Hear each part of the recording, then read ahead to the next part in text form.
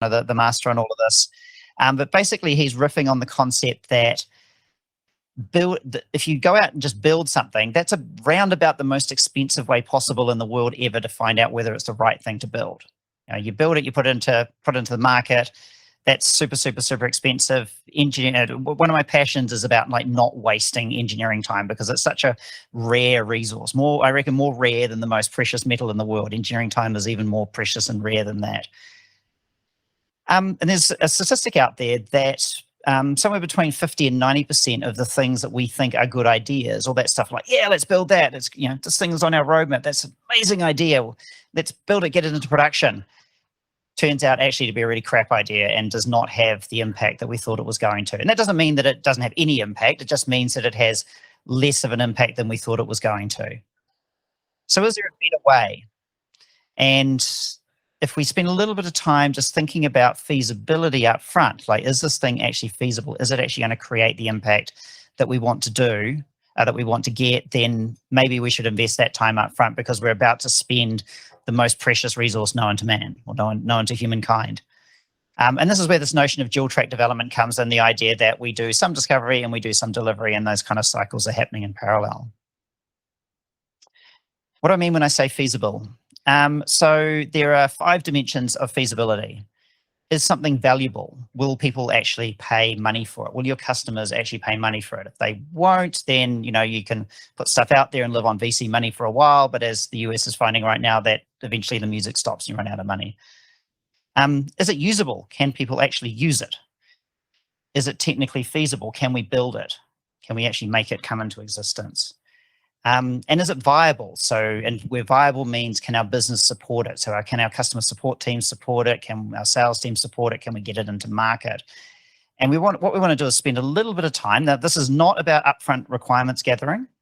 What we're trying to do here is just do enough of a smell test that those 5 dimensions, and I forgot to say ethical, so sorry, the ethical dimension, if we build this, will we end up on the front page of every newspaper in the world?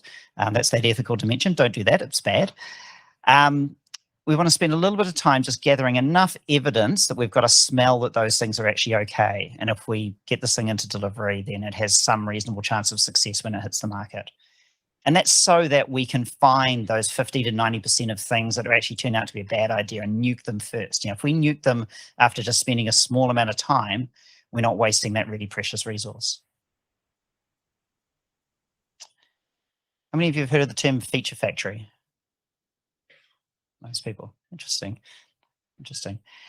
So this is a great article from John Cutler. If you haven't read it, I strongly suggest you do. And this is the world where we're just churning out features. Our teams are just building what they're told. There's this long list, longer than known hours in the universe, of things that we want to build, and our teams just churn through and build them. And I don't know if you can maybe a bit hard on the screen here. It's just right in the cross of those 2 screens. But there's a stakeholder sitting out on the right-hand side going, outcomes, like, is actually doing anything for our customers? Like, we're just building stuff. What's it all for? Maybe we don't want to do that. So what's a better way? This is kind of a really brief introduction to what ideal product discovery looks like. So we've got a customer, our user, and there's some job, some outcome that we want to help them do.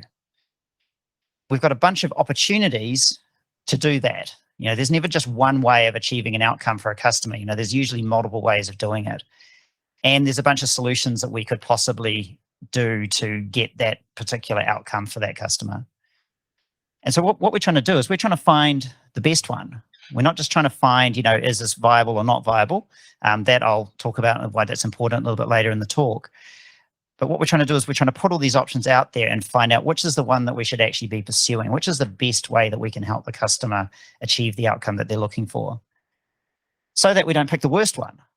There's that red path down the bottom there, that maybe that's the worst opportunity, the worst solution that we could give to that particular customer. Maybe that's just really, really bad idea. If we just did that, we just put that into production, then we're potentially on the road to failure. Well, actually, we just don't know. Maybe we'll fail, maybe we'll succeed. But we don't have time for that. We're too busy. We're in this feature factory. We're churning out all these features. Our teams are just rocketing along, building feature after feature after feature. when the heck are we going to have time to look at all those N different ways that we could possibly solve a problem? Like, when is that ever going to happen? Let's get out of there. And I'm going to talk a simple-ish 3-step guide to solving that problem. First, okay, so the situation I'm assuming is that you've got this team, they're super busy. You start talking about the idea of, oh, I want to get you guys going with product discovery, and they just look at you like you're a space alien. Like, when are you ever going to have time? So start a conversation just about the things that they're working on right now. How is the world going to look different when that particular feature is done? What change are we going to see in the world? And that will probably move into a conversation about things that we might measure, metrics like, is this going to increase retention? Is this going to increase our acquisition? Some metric, something we're going to move. How's that world going to look different for our customers? And what we're trying to do is we're trying to shift the conversation from the how and the what, just that giant list of features, which is usually just a what, over to the why. And that then gives us an opening to go and have a conversation with our stakeholders. Okay, well, right, we've got this feature. Hey, stakeholder, we've had a look at it, and we reckon that this is going to move our retention needle. And the stakeholder looks at us funny and goes, "That wasn't what I was talking about. This is an acquisition play." Now I understand what you're trying to achieve. This is our why. We're digging back into our why here. Well, maybe if it's acquisition, maybe there's these other ways of doing things as well. It starts to open up that problem space. These are ways of just cracking into those conversations with your stakeholders and sort of broadening their minds. Step 2, find the face palms. I mentioned before there are these things that we build that just don't have that 50 to 90% of things that we build that just never have the impact that we thought we were going to. Every organization, I will absolutely guarantee it, if you have a product in market, you will have one or many of these face palms. Every organization has these internal stories. And what you're trying to do is you're trying to turn those into stories that you can use to start building your case to introduce discovery. And this is where there's a reasonable chance that if we'd spent some time testing outcomes or feasibility up front, it would have actually helped us. So here's an exercise. I tried this fairly recently. Myself and David Stokes in the front here, who we were working with a customer, working with a client, consulting client. And what we asked them to do was to go through all of the things that they'd built over the last 24 months and just give us a rough idea that if maybe they'd spent a little bit of time up front on that, what time might they would have saved. Now, of course, this is a very theoretical, hindsight-based exercise, so it's we're just trying to get like a really rough idea here. And so we basically took a bunch of cost, was time, which we kind of converted into cost. Assign a probability to that, because of course, hindsight's 20/20. Of course, if we'd looked into that, we absolutely would have found that problem. Probably not actually. Maybe there's 10%, 20%, 80% chance of that happening. So multiply the cost by the probability, sum that all up, and you've got a number that starts to give an indication of what your return on investment might be of doing that discovery work. We didn't actually manage to finish the exercise with this particular client, but we stopped when we got to about 6 months worth of time saved over 24 months. And that was immediate, like, maybe there's something in this discovery. There's a second part to that story, which I'll come back to a little bit later. So there must be a better way. So this is where you can go, I know about this thing called discovery. Here's how we go about doing it. Start having that conversation about, maybe we can look at all these different options, make opportunities and solutions, spend a little bit of time. And again, this is not about spending a lot of time on this kind of thing, because we're trying to gather evidence, not proof that the thing is worth doing. You might want to merge it with a bit, often organizations have like some sort of gate that's a business case or product requirements document or something up front. Use discovery to populate that. Often these things say, what evidence do you have that this is really a problem? And usually there's some like complete bollocks number that's written there. AJ's smiling here because I think he knows the particular situation I'm talking about. That business case is often just somebody's written it in a hurry because they wanted to get the thing into the feature pipeline. Well, you can use discovery to elaborate on that. You can use discovery to feed into that business case and have that stuff put down. So that now we're starting to bring discovery into your kind of BAU processes. So it's starting to look like things that you already do. And again, a reminder, we're looking for evidence and not proof that something is actually feasible. Maybe we should find a test case to try this out on. Maybe don't try and get this across the organization immediately everywhere all the time. Pick a particular case that we can try running discovery on. And you have to be a little bit conscious when you're doing this that someone somewhere in the organization is actually doing product discovery. There's someone, it might be a salesperson, it might be an executive, it might be a leader somewhere in the business, whoever's feeding into that backlog, that long backlog of features that are churning through our factory. Somebody's doing that, and inside their head they're going, customer problem, user problem, solution. And the thing that's happening between their ears, which they may or may not be conscious of, is they've actually run through that opportunity solution tree themselves. Whether they're conscious of it or not, they've gone solution, right? Okay, let's do that. And you're trying to get that out of their heads. But just keep in mind that thinking is actually happening. It's not like the organization just puts stuff into your backlog just for giggles. Usually there is a little bit of logic in there. So just be conscious of that, because what we want to do when we're having discovery is we want to be having compare, contrast conversations with our stakeholders. See, that stakeholder, they've gone from this customer problem to solution, and when we put it through discovery, we may tell them that their baby is ugly. And that's sometimes a confronting conversation, but we don't want to tell them that their baby is ugly. What we want to tell them is that it would be better looking if do this rather than that kind of thing. So, we've got these different options. This also helps discovery to be perceived as adding value in the organization, not just being a gate. We're taking the ideas and sort of elaborating around them, building on them. It's actually adding value to our organization. It's not just an impediment that some product manager or some team said that we should do. I'll acknowledge David James on this one because he's been keeping me honest right now about compare-contrast conversations. So thank you, David. Cool. So we sold the dream to our stakeholders. We've got buy-in to get discovery going. But at the beginning of the talk, I was talking about involving the team. How does that all work? Don't do it like this. So one pattern I've seen for organizations that have started to do discovery is that there's a small group of people, maybe just a product manager or a product manager UX designer. They go off and do discovery, do all this work, research and whatnot, and then go, ta-da, team, right, do this. We've done discovery on it. We've been good. The team goes like, what? Why? Particularly technical feasibility. Often in that situation, the product manager does just discovery around that sort of the valuable set of those five elements. They forget about technical feasibility. What's a better way? Actually bringing the team forward into discovery. Actually have people within your team, engineers, QAs, support people, whoever else is in your team, actually working on those different lines through our opportunity solution tree. Somebody's doing a test around this particular hypothesis. Somebody's out there looking at different opportunities. Someone else in the team is looking at different jobs that we could potentially do that might be more valuable. Bring everyone together, because what we're trying to do is we're trying to get our team engaged in this process. Oops, I changed the order, damn it. When are they going to have time to do that? How many people in this room are product managers or product something? Cool. Okay, it's your job to figure out when. You need to find out, because you've got this backlog, your team is working on user story, tech, debt, production support.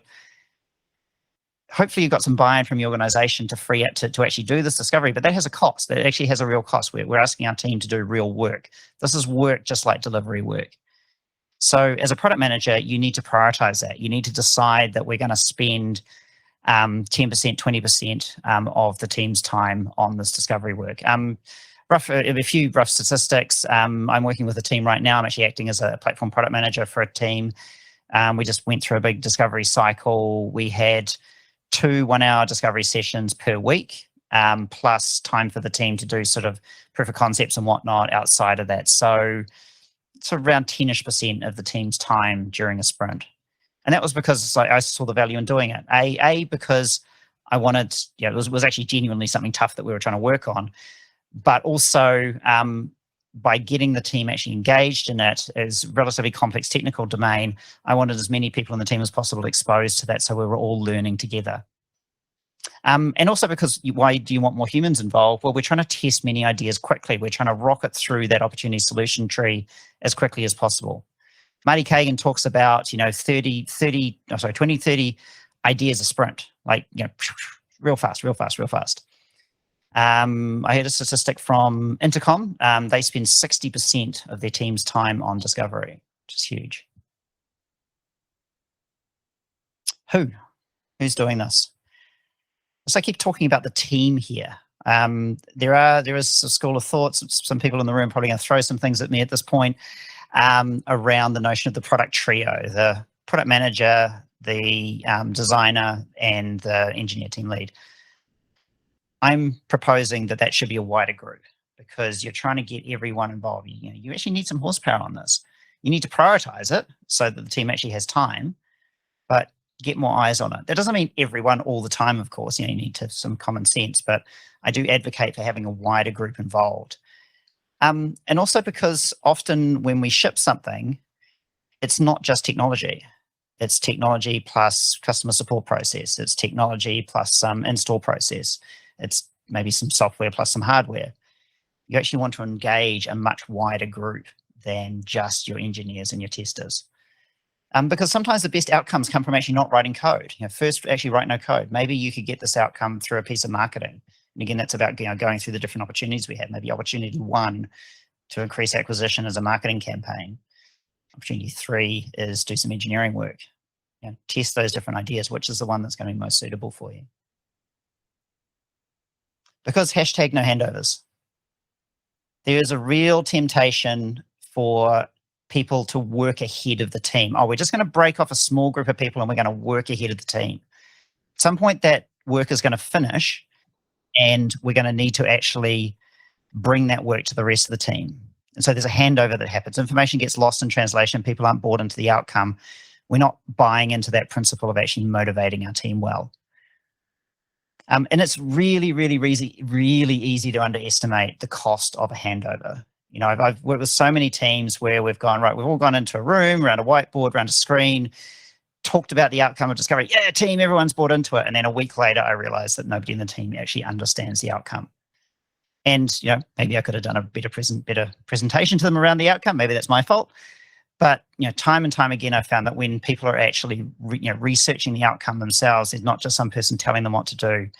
They're about 1,000 times more likely to take that information in, involve me, and I'll learn.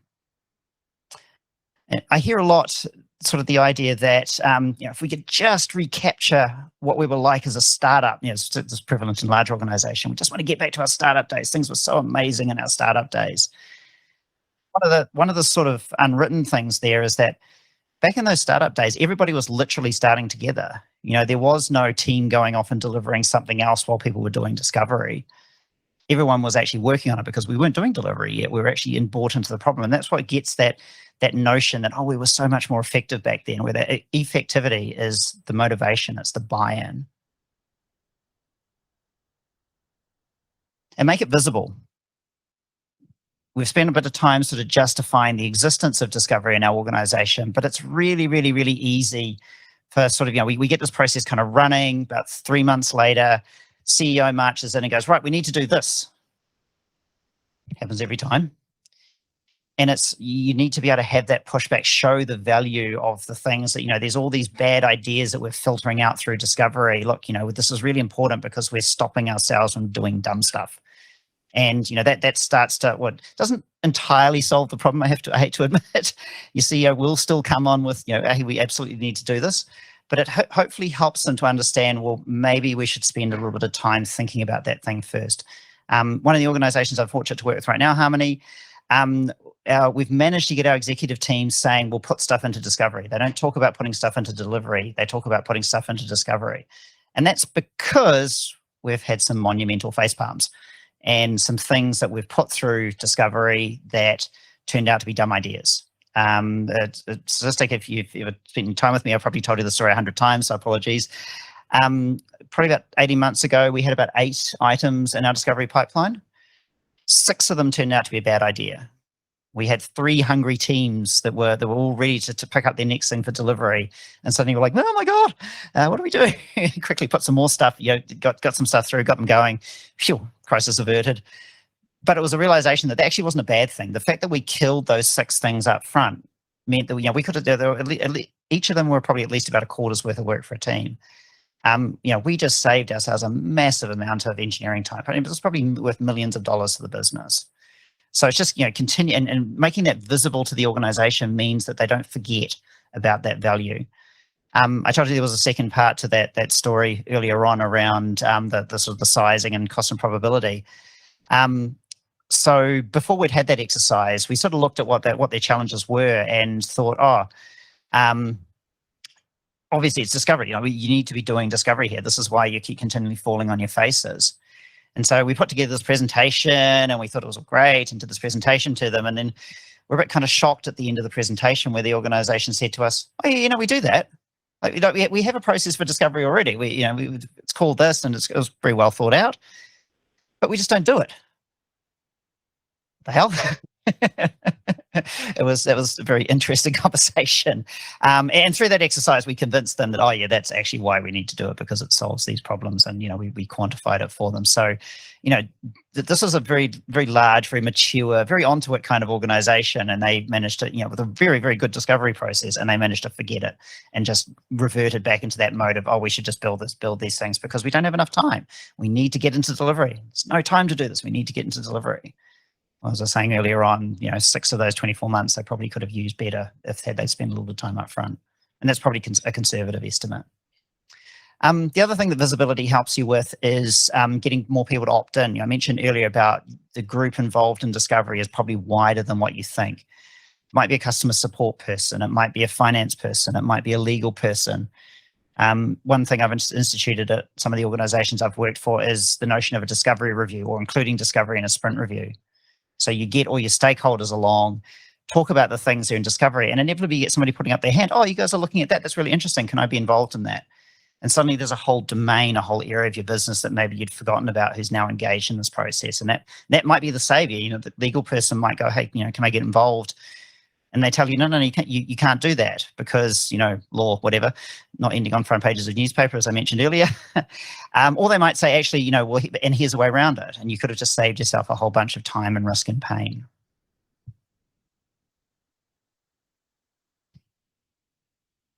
But this is never going to work here, right? We're in this feature factory. We're still churning through all this stuff. Like, how on earth are we going to get to this state? Well, as I mentioned and earlier on, someone somewhere has got that discovery tree sitting inside their heads. They've done that translation from customer to feature. Is it healthy for your business that that's just one individual? We already talked earlier on about, how we justify the return on investment. Is that really healthy? Are we actually taking a massive business risk by not doing this? And then the second aspect is that if you're not doing discovery, you're doing it in delivery, or worse, in production. You're finding stuff out as you just spent really expensive engineering time, build all this infrastructure, put it into production, and we've done our discovery. Great. Yep. Most expensive way possible to do it. Are you being responsible to whoever's funding you if you're operating in that mode? Now, that's not to say that as part of discovery, you might actually put real experiments out into the wild, but low cost things. If you're doing these as high cost, high fidelity, production quality stuff, that's the most expensive way possible to learn whether or not that was a good idea.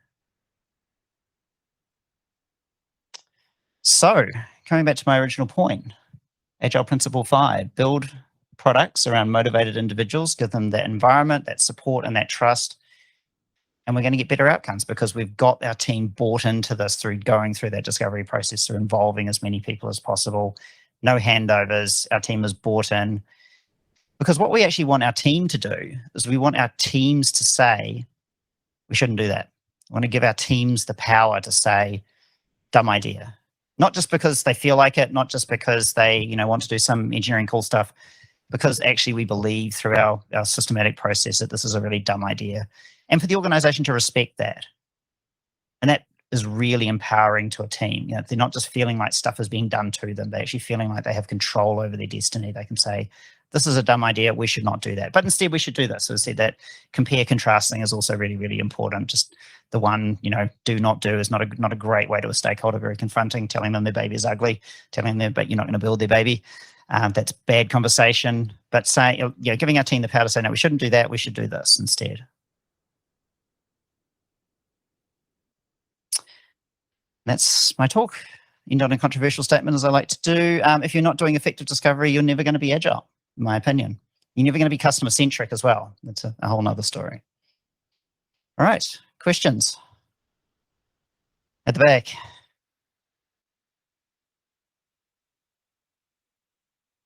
As sort of standalone discovery sprints. So the question for people on the phone, just remembering to repeat the question, is what do I think of discovery sprints? I think that there's a risk and a balance there. If there is something that's really, really, really chunky to get through, stop the team doing delivery, focus them on doing just some discovery sprints. The pattern of discovery sprints that I am really anti is the notion that we take out a few people from the team and let them go off and do the discovery sprints. That's that's a bad pattern. A good pattern is, and actually it kind of my example that I mentioned around at Harmoney, where we had 8 things in discovery, kicked 6 things out. That was what we were going to do. It's like, okay, cool. Well, we're panicking, flailing to get some more stuff in discovery. We need more discovery horsepower. It's just the next thing that the team works on. They're not doing any delivery at all. We're going to spend time on discovery together. Good question. Thank you. Jim.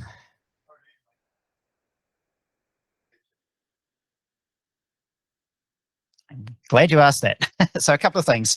So the question was, how do you make it visible to your stakeholders? What are some techniques around that? So as I said, organizations have introduced the notion of discovery reviews. At the moment at Harmoney, we do that as we do a discovery review immediately before our main sprint reviews, but we're actually starting to shift things out of that discovery review into the team review. So we actually want discovery to pop up as part of the sprint review that the team are doing. As well as doing that, we actually do discovery grooming with a set of executive stakeholders as well. So we do a regular roadmap review with them. And that has 2 parts. The first part is reviewing what's in delivery. Second part is reviewing what's in discovery. Like I said, we're fortunate to be able to have that mindset of we put things into discovery. And so we work with our CEO, with the other senior leadership team to go, right, these are our discovery priorities. And that makes it really, really, really visible what's going on. And in that meeting, we say, this is the stuff we've learned, because we want to make those learnings really, really visible to them. Trying to get them out of that hippo mode of just telling people what to do. If we can, I didn't really touch on it in the main part of the talk, but there's a real trust element here. Like if your team is trusted to have an opinion, people won't tell you what to do. They'll trust that you already know what the goal is. To get out, hopefully mostly get out of your way, let you get on and do it. Earning that trust is so important. But unless you sort of manage to get yourself out of the feature factory where you're only trusted to build things, you're never going to have that opportunity to earn that trust. And so that's why that visibility piece is so important. So it's executive stakeholders reviews, sprint reviews, just any opportunity to shout the stuff from the rooftops. Is it every Friday you have drinks and we talk about the discovery work we've been going on. Whatever you're allowed to do, whatever you can do to make it visible to as broad a cross section of the business as possible, not just the other engineering teams, not just senior leaders. Bring your customer support team and your sales team, whatever structure in your organization is. At the back.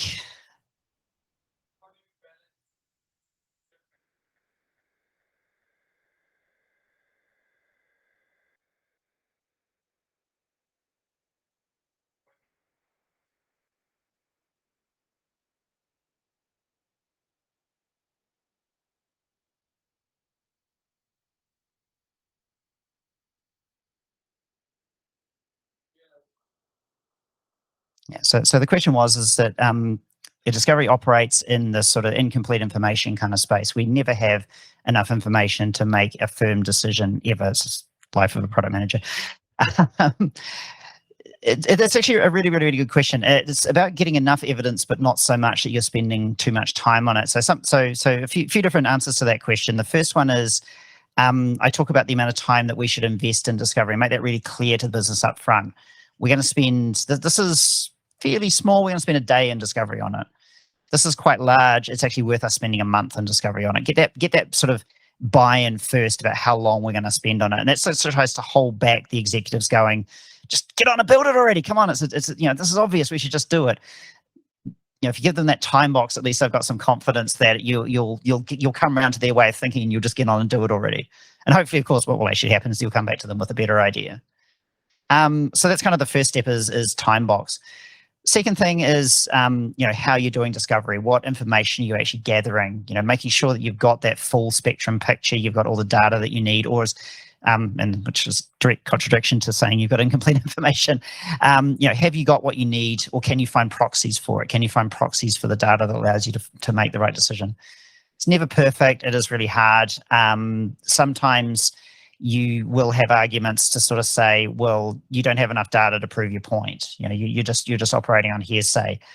It's a difficult conversation. There is no right answer to that. So it's just trying to come up with as credible story as possible. But as I was saying in the talk, if you are giving them compare contrast decisions, you're less likely to trigger the what the hell response than if you just go, no, we're just not going to do this because it's a dumb idea. You get that way, and that way they can argue, well, actually, I think that other thing is better. Cool. Well, that's our other path through the tree. Maybe there's something adjacent to that might be better as well. Cool. Yeah, but it's not easy. I have to, this stuff is a bit of a dark art. As an example, as I said, I've come through a cycle of discovery with a team that I'm working with right now. Sprint 2, we found something, a big piece of technology that we just missed in our discovery. Stuff happens. And you have to manage the messaging around that as well, because you might get that blowback of like, well, how did you guys miss that? It's like, well, we were just doing this quickly. We were time boxing. We were trying to get through that stuff quickly. Stuff happens. So it's, safe to fail environments are kind of conducive to this. Unsafe to fail environments, you are going to need to do something about that environment first. Cool. There's a question in the front, Jazz.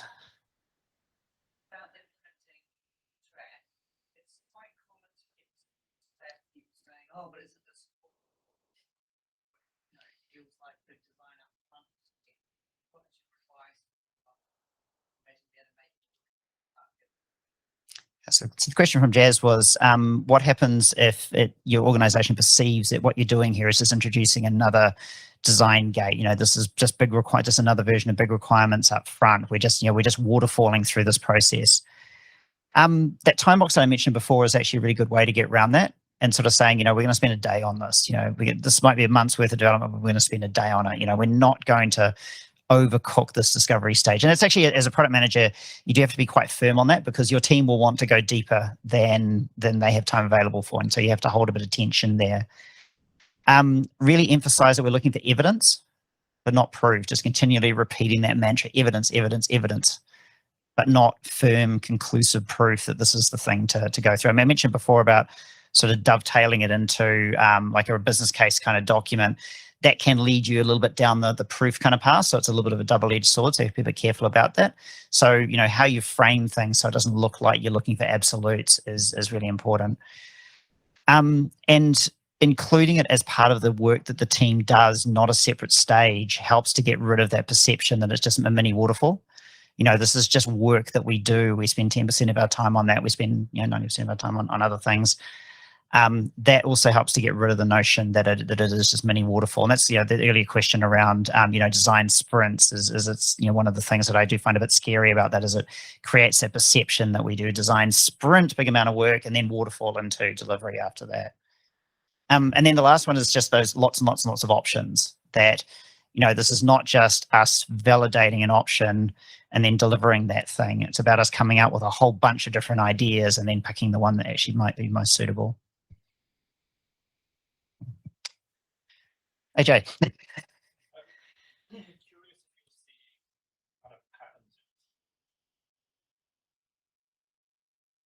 have a hypothesis that is kind of misborn from in Scrum with product. But teams of engineers are always going to lead to build, whereas teams of all product kind of validate.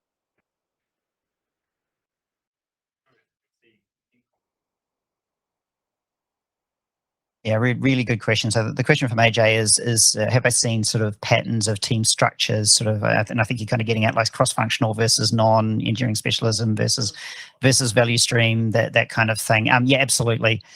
If you do have very siloed engineering groups, but what you need to achieve an outcome for a customer is a much wider group of people. Yeah, everything looks like, they have a hammer, everything looks like a nail to them. Absolutely.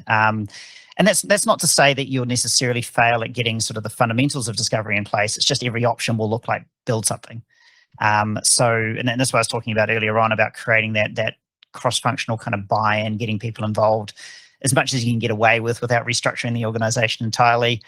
Get people to buy in just in their spare time in their organization, come in and help you out. And actually, there's a little bit of almost inverse Conway maneuver going on here, where you can then use that as a lever in your organization. If you're proving to them that in discovery you're continually involving this wider group of people, that maybe in delivery we should involve that wider group of people as well. Oh, and let's for giggles call that a value stream. Yeah, it's inverse. Yes, and that's probably another name for it anyway. But it's a kind of inverse Conway maneuver. Christian, sorry, I had a question in the front.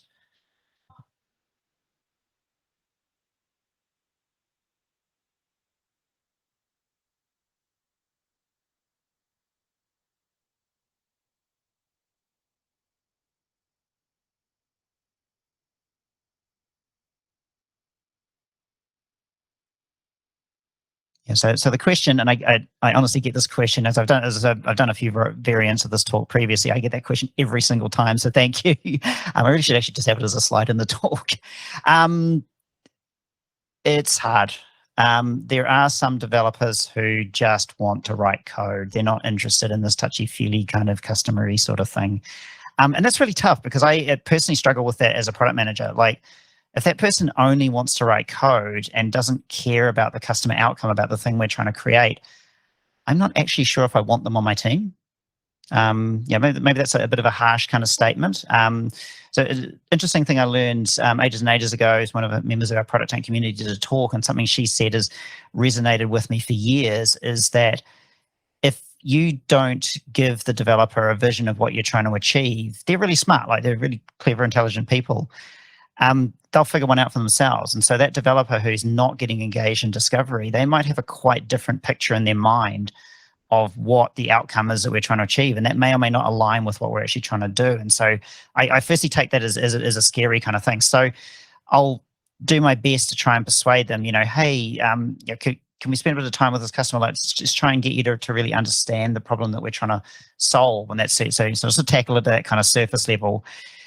And if I'm not getting anywhere, then I might escalate to leads or to sort of line managers or career developers for that person, to try and encourage them that, hey, if you're not behaving in this way, really caring about the customer, you're here you're employed by this organization to solve problems for the customer, not just to write code, and try and tackle it from that angle and get that, a bit more horsepower around sort of coaching and re-education. And then there's people who maybe you just involve them in the technical feasibility part and leave them there. But even that helps as well. It's like that will actually be a relief to a lot of developers, particularly I think that the type of personality that you're referring to. It's like, oh, thank goodness I actually better get a bit of time up front to look at this thing from through a technical lens before I just get told to build something. It's actually really liberating for developers. And so that can give you that sort of lever point that you can pull on that lever to, okay, well, let's maybe go beyond technical feasibility into business feasibility. These are things we're trying to achieve, et cetera, et cetera. But yeah, sometimes, okay, you're just not the right person to involve in discovery. We'll just leave you there and we'll have other people involved. I think there's a question over the back.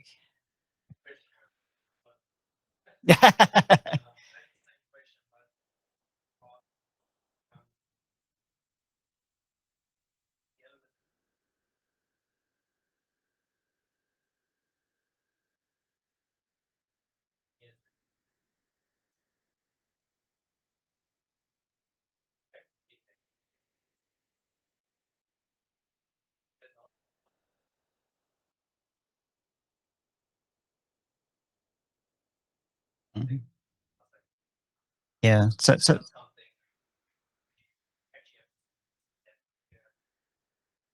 yeah, what signal is that generating? Yeah. So for the people on the phone, the question was the fact that question is coming up a lot, and when I'm doing these talks is indicative of something. Yeah, absolutely right. It speaks volumes to organizational culture about the level of resistance you get across a group of teams as to how frequently that happens.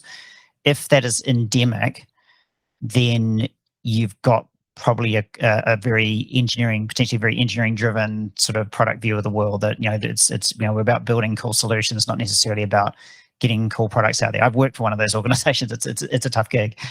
And yeah, you have to address it from that broader culture kind of perspective. As I said, you can only go so far with sort of selling the dream to them and sort of saying, look, you're going to be more motivated by doing this. They're like, whatever, let me write some code.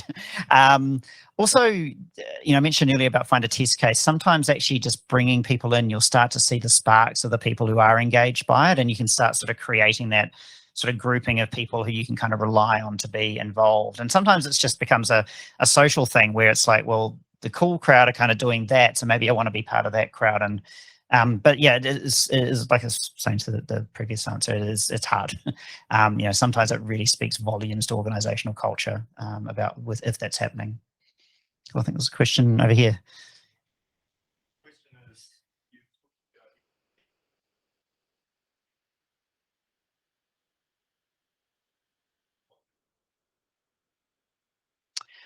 Good question.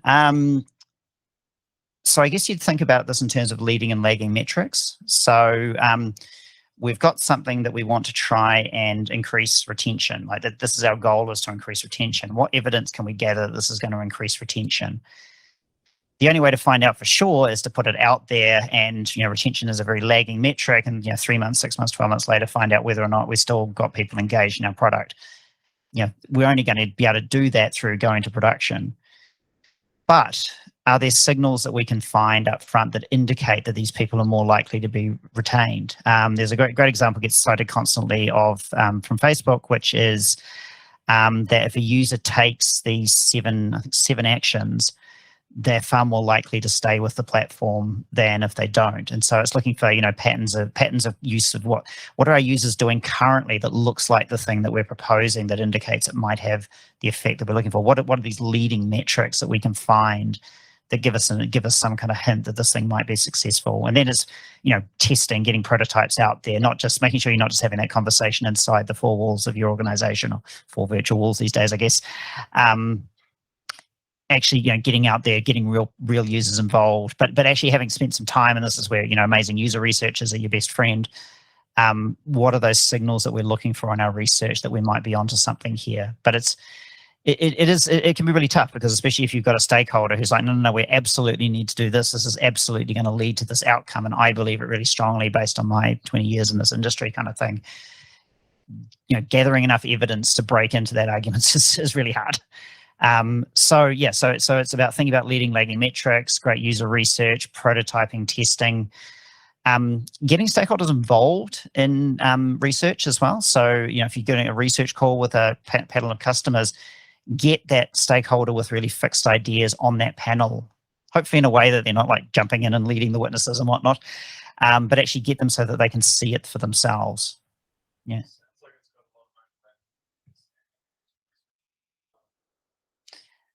So for the people on the phone, sounds like it's got a lot of overlap with user research. 100%.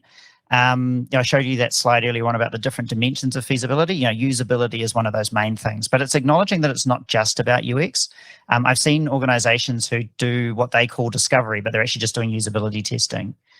There is business feasibility as well. There's technical feasibility in particular. One organization that springs to mind in particular, they did pretty reasonable sort of usability testing, but their engineers were always feeling thrashed because it then got through, yes, past discovery, it's all usable.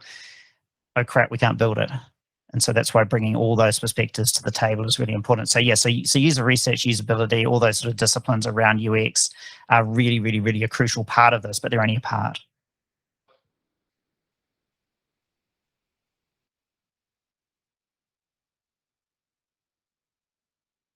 Yeah, did so. So, this looks like the front end of a value framework. Yeah, 100%. That's absolutely what it is. I mean, you mentioned earlier on about business cases are sort of a nascent form of that kind of thing, usually pretty crap one.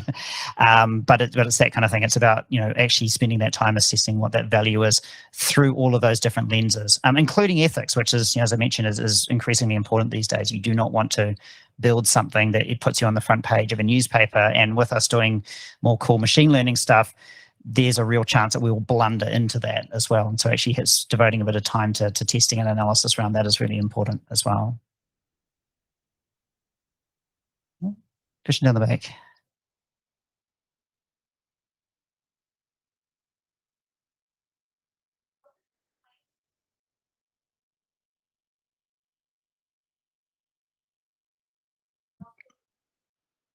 Yeah, so the question was, is that when you put that hypothesis in there, how do you define those success metrics? I'm going to fall back on the classic product manager answer of it depends. So firstly, having success metrics, actually not just randomly flailing at something, actually spending a bit of time understanding what those success metrics are. What those metrics are, how they vary across those 5 different dimensions will vary heavily depending on what it is that you're actually working on. But actually setting up that framework up front, what is the minimum evidence, you're mentioning before about leading indicators, what is the minimum evidence that we need to gather that indicates we're onto something, and actually having that conversation at the start.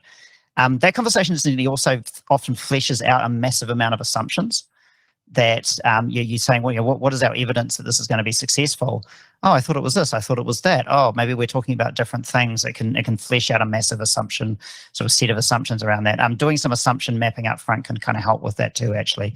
Get those assumptions out on the table, because then we'll have a better chance of defining what it is that looks like evidence.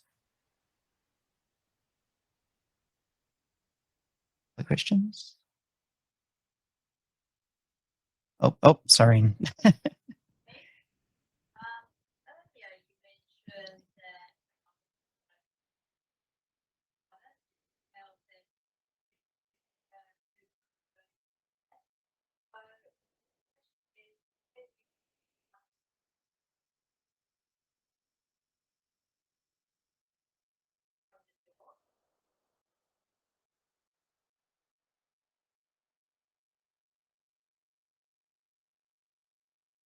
So the question was, where does requirements fit into this? Requirements and design is, obviously a critical part of any delivery, but you don't want to invest in too much in requirements first, because if you're wrong, that's just wasted work. And so it's fitting that in at the right point in that cycle. Do we, often the outcome of discovery feeds into that, but it's at a sketch kind of level, prototype, low fidelity kind of level. It might frame up the kind of requirements that we need to gather. So it actually helps to put a bit of a box around those. But, before we go into delivery, there may be a very valid analysis, requirements, technology, technical design, organizational design, process design thing that needs to go on. That is still there. That doesn't change the need for it. But as I said, it helps to inform not wasting our time on that. That, we might overinvest in requirements on something for this actually just doesn't have any value. Cool. Yeah, follow up there.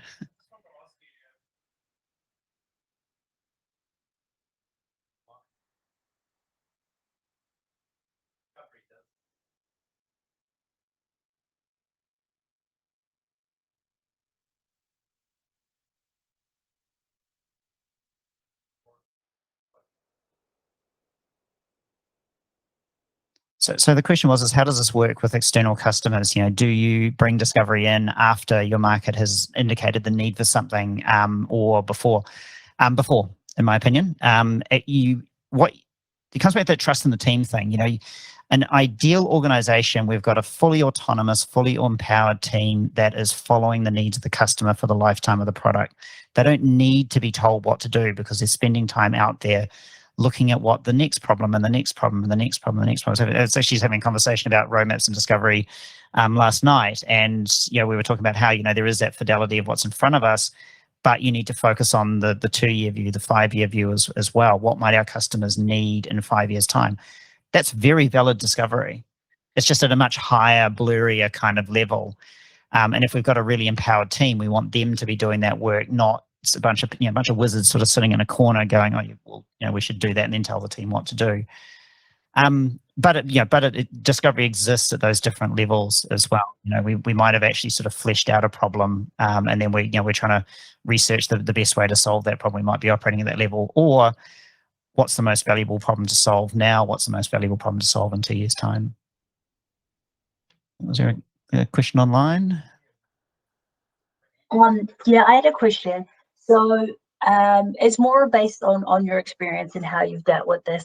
So the scenario is, I've worked in smaller companies, and individual employees usually wear multiple hats. For example, a product owner could be, a product person could be a product owner, product manager, product marketer, and then an engineer could be do coding work. They could be a people lead, but also have that principal engineering hat.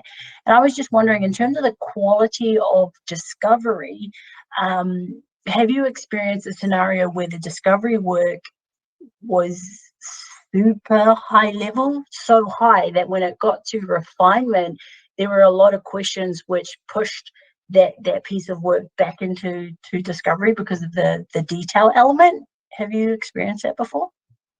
Yeah, fantastic question. Yes, and I've been guilty of this myself, creating discovery that was too high level, too surface. Spending a little bit of time thinking about how much we want to invest in discovery helps with that. Does this feel collectively to everyone like something we should spend a day on, a week on, a month on, 3 months on? And that just helps to set expectations around, how much work, how much depth we should go into for discovery. And then, as I mentioned earlier, it also helps to do the reverse, that we don't spend too much time in discovery when we're actually not just wasting our time and going too deep with that evidence. But yeah, you have to use your judgment. But getting people on the same page, assumption mapping that I was talking about earlier on, these are all techniques that can be used to flesh out the level of uncertainty. I was just been remembering, David, you and I were working on a concept called rapid learning cycles. And this is the notion where you basically map out what all your assumptions are. What are the learnings? What are the things that we need to learn? And then you prioritize them, and then you churn through that backlog of things that we need to learn. And that helps to make that really visible, like what are the things that we need to learn. It's a great framework, Google it. If you talk to David Stokes afterwards, he is the expert on it. And there's a few other frameworks around that as well. I think, Rahul, you referred to a framework in the talk last month, which was recorded online on the Mind the Product site if anyone wants to watch it. There are a few frameworks around that allow you to put a little bit of structure to how much analysis should we do, what is good enough. Yeah, great question. Thank you, Marter. Jim. I get pulled up for that all the time. So thank you, Jim.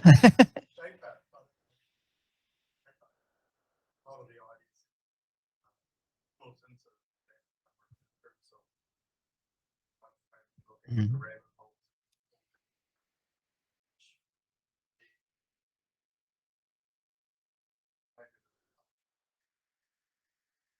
Yeah, so the comment from Jim was, there are some concept and shape up, the shape up framework around this. Yeah, absolutely. I mean, shape up draws from a bunch of really, really, really good practices, and discovery certainly is one of them. That there is that shaping phase, which you sort of squinted it a bit. It does look an awful lot like discovery. The principles are all the same, and it's because it is exactly the same thing. It's just a way of putting a bit of a box around it. So another great framework to use as a reference. Thank you, Jazz.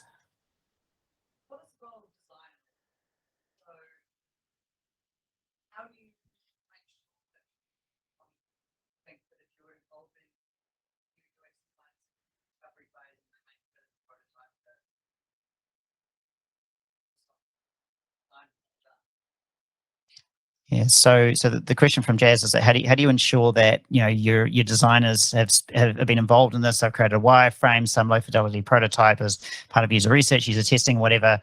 How do you avoid the perception that the design is done? Have a product manager that really cares about that stuff and who understands it.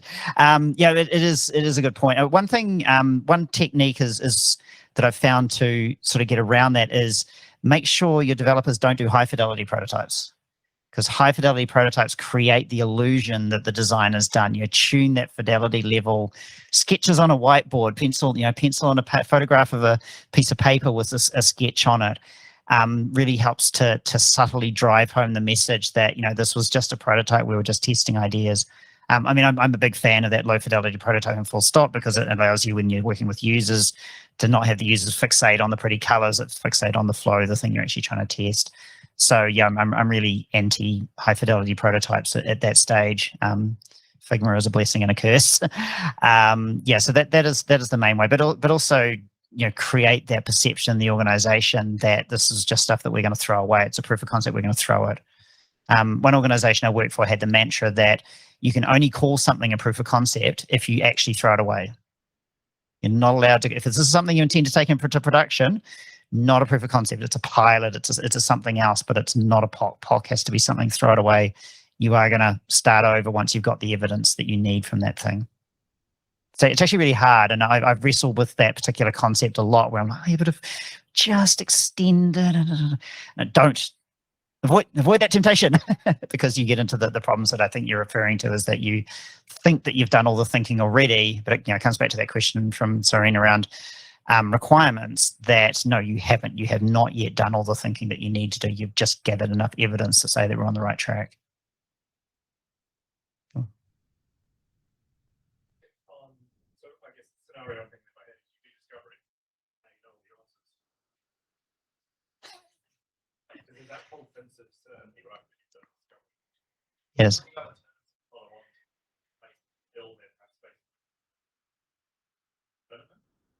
Feels like there's quite a hard. Yes. So the question is, how do you avoid creating that perception of we're kind of done and we just need to get on and deliver it? I guess that's probably just very much I think Jazz was asking the same question from a different angle. It's about making sure that you've got a process where it doesn't end at discovery. There is a design phase after that. We are reducing uncertainty, but also acknowledging that actually the discovery never actually really ends, like ever in a product that has a full life cycle. You're continually discovering new things, including midway through development. Maybe you actually need to carve off an element and push that back into discovery because there's just a bunch of uncertainty around it. That sort of assumption, uncertainty mapping, learning mapping I was talking about can really help with that. Maybe we don't learn everything up front and we save some things that we need to learn as we go more into the delivery cycle. So it's about kind of being conscious of that and aware of it, and design, being deliberate around that, I think is the only answer to solving that particular problem. So.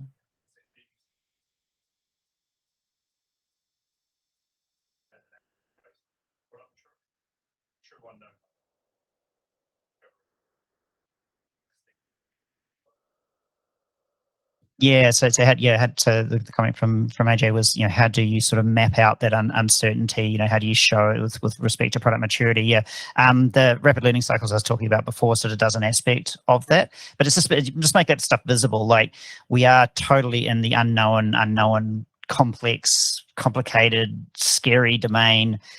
Therefore, there's a lot of unknowns, by definition, and we should spend more time in there. Versus, it's done. We not much risk here. Let's get on and do it. Of course, you're going to be wrong, but hopefully you're not wrong all the time.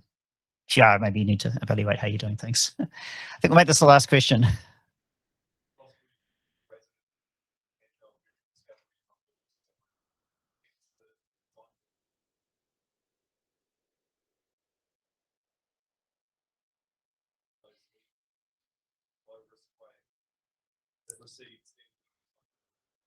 Thank you for giving me a follow-up slide that I'll use next time.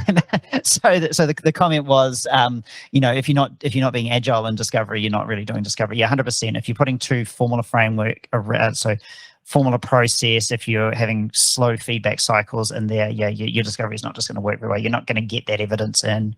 You're not going to be able to iterate. You're not going to be able to churn through the different leaves of that opportunity solution tree fast enough or at all to get there. So no, 100% agree with that sentiment. Cool. I'll just give people online an opportunity. Are there any further questions from online?